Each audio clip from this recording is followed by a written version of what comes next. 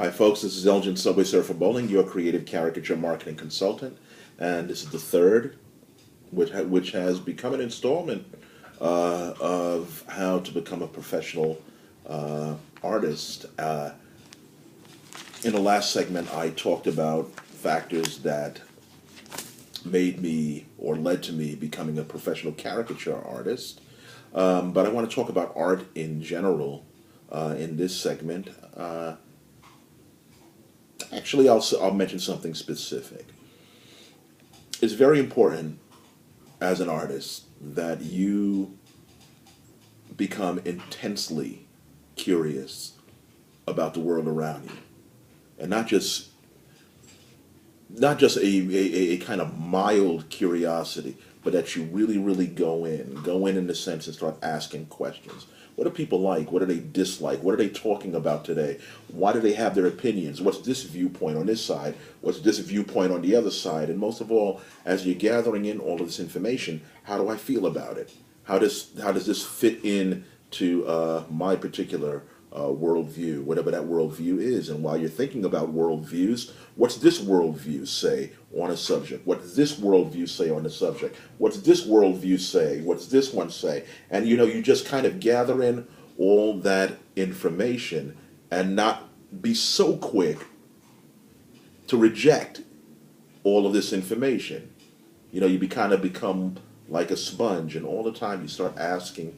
You never stop really asking yourself, how do I feel about what I'm observing, what I'm seeing, what I'm hearing, what I'm feeling? How do I feel about it? And then you record that information. I don't know. I don't care if you record it in a book, or a journal, in poetry, in a song, or in your artwork, but make sure that it comes out.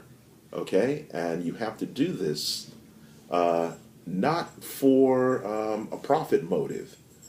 Profit will come because, trust me, the world will be interested in hearing what you have to say, and they always will. The world is always interested in different voices, even if it's on subjects that we find familiar, and it will always come up. They always want to hear a different voice. That's why you have to bring everything in.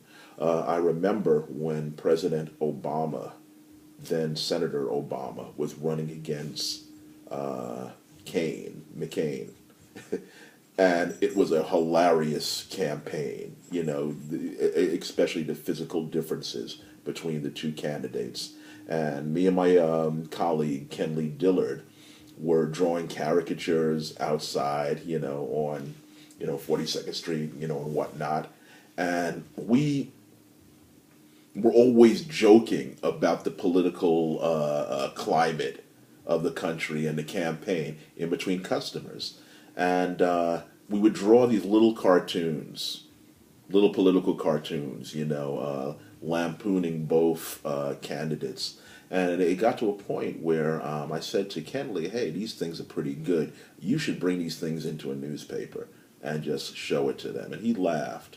And he didn't do it because he was on a different kind of career track that he's pursuing, right now and doing very well at. But I took my own advice and went to my local newspaper and said, listen, here are some cartoons that I've done on the political situation. They're timely. I think they're funny. I'm not looking for any kind of profit motive here. I don't care whether you pay me for or not, but here it is. You can have them for free. And they was really shocked. Okay? And so they printed the cartoons. And then next week they said, do you have any more? And the next week after that they said, do you have any more? And the following week they said, come on aboard, we're going to pay you to do more. And all of that happened out of having a sincere curiosity about what was going on around me. And that's, in that instance, the whole political campaign.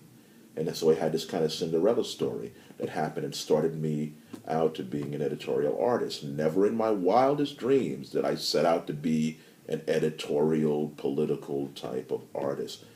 But it happens just like that. And so I'm not asking you to duplicate that. But hey, go to your local paper. Who knows? What I'm asking you to do is to become intensely curious about the world that you live in, about your city, about your nation, about your world, about your family. Just become curious and document that some type of way. You'll be surprised what's going to come out in your art. Like I said, the profit will come. You can rest assured of that, okay? And it comes to those who really do have something to share. So that's how you build it. That's how you become a professional artist. One way.